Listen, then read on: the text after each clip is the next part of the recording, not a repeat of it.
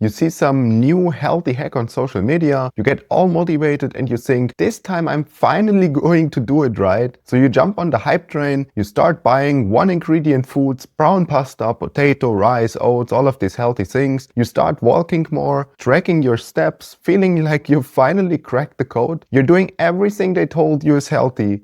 And then fast forward 3 months later, you're still looking the exact same in the mirror. That was me too. Highly motivated always when I saw something new, trying everything they throw at me and still being stuck. And looking back, there were 3 healthy habits that actually kept me personally fat. And I'll show you exactly what they were, how they messed me up, and what I changed to finally lose 30 pounds. The first trap was this.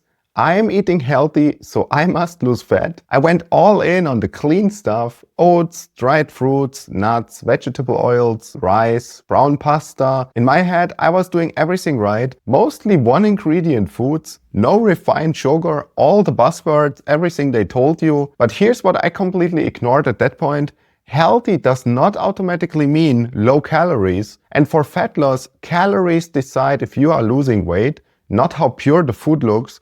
And if we look at it purely from a fat loss perspective, it technically doesn't even matter if your calorie deficit comes from eating cake or from steak. If you eat fewer calories than you burn, then you will lose fat. It's simple as that. Even if those calories are mostly coming from cake, which I absolutely don't recommend, by the way, for obvious reasons. You should eat at least 80% of your calories clean, and once you hit your protein targets, you can fill the remaining 20% with the fun food, because you will be hungrier if you eat only cake. You will feel like trash. But the point is, your body responds to the deficit and not the marketing on the packaging. So my problem was, I thought healthy equals safe, so I just ate as much as I wanted of those things.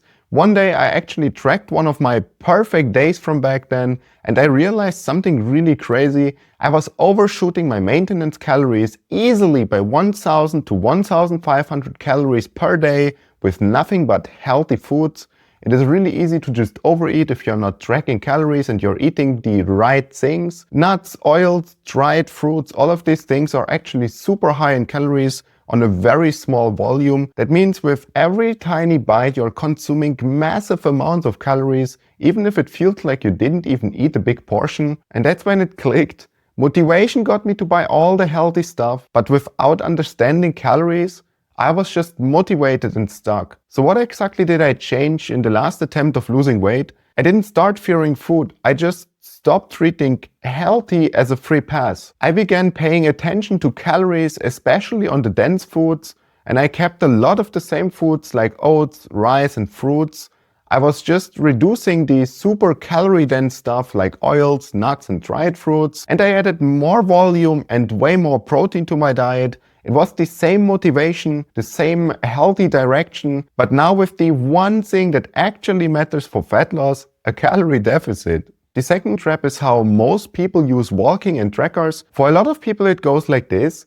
You start walking more and your watch or app throws out some random numbers like, you have burned 400 calories, yippee! And suddenly that becomes a reason to eat exactly 400 calories more. I walked a lot more, so I earned this. And that's how many people stay stuck. What I did was a bit different, and this is why walking actually worked for me.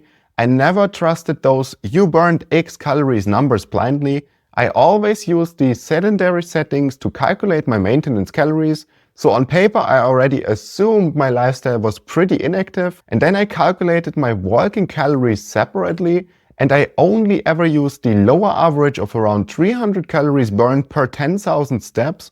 And on top of that, I would cut about 100 calories from the sedentary maintenance number, so I had a small built-in buffer, and walking was the tool to create a slightly bigger deficit at that point. So depending on the day, maybe I burned a bit more than 300 calories, or maybe I burned only 250 calories. But because I was conservative with my numbers, the worst case was still I was in a calorie deficit. Walking became a simple system to allow more flexibility with food and some extra portions, but not a permission slip to eat whatever amount I wanted just because an app told me that I earned it. The motivation trap is using trackers emotionally. I see a big number, so I reward myself even bigger. What actually works is using them logically. base your calories on a sedentary lifestyle and then slightly undercut that number, and then let walking quietly increase your deficit in the background. The third rep was me trying to copy someone else's exact meal plan and calories. I would see what worked for this person, and then I would see what worked for that person, and I would try to copy their exact structure, like their breakfast timing, whenever in the day they were eating their snacks, their entire total calories, and I was following their exact plan and not really listening to my body at all. And what happened then, of course? I was starving constantly, my protein was way too low, and I completely ignored the fact that I am just not a breakfast person. Everyone on the internet was saying, breakfast is the most important meal of the day. Eat 5 to 6 meals to keep your metabolism high. You probably heard one of those lines along a lot others. So I personally pushed breakfast in, even though my body didn't want it. I forced snacks into, even though all they really did was make me think about food all the time. But then fortunately over time, without some grand strategy, I did notice something for myself.